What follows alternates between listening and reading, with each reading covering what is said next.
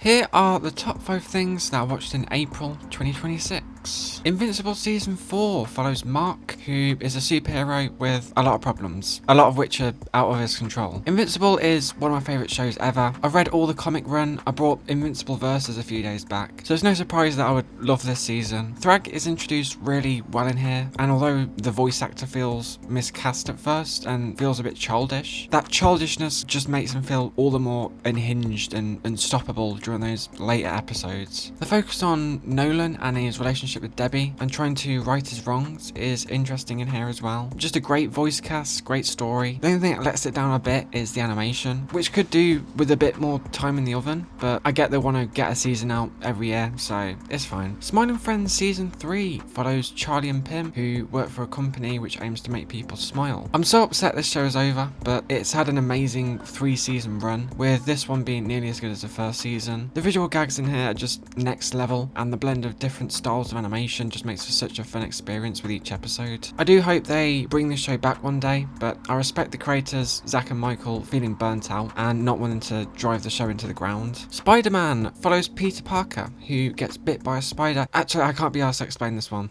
because it's one of the most well-known superhero origin stories ever. I just love this thing. I don't know if it's the nostalgia speaking, because I did used to watch the whole Sam Raimi trilogy on repeat back in the day, but it's so fun. Willem Dafoe delivers possibly his best performance as a Green Goblin in here. It also has this really weird goofiness to it that only Sam Raimi can pull off, and Tobey Maguire simultaneously feels miscast but also completely perfect for the role of Peter Parker. It just all comes together to make one of the best superhero films ever. Project Hail Mary follows Rylan Grace, a science teacher who may be the only hope in saving the world. Phil Lord and Christopher Miller, the two directors behind this, have an insane track record of films. The Lego Movie, 21 and 22 Jump Street. They also produced the Spider-Verse films, and now this. First of all, the space imagery in this thing is phenomenal, and from the design of the alien spaceship to the atmospheres around different planets, it's just beautiful to look at. The story is also so engaging, with the use of constant flashbacks throughout the film to make you progressively care more and more about this main character and the stakes of everything. This is still in cinemas, so if you haven't, go see it on the big screen because it's worth it. Spider-Man 2 continues with Peter Parker and his struggles balancing his Spider-Man life with his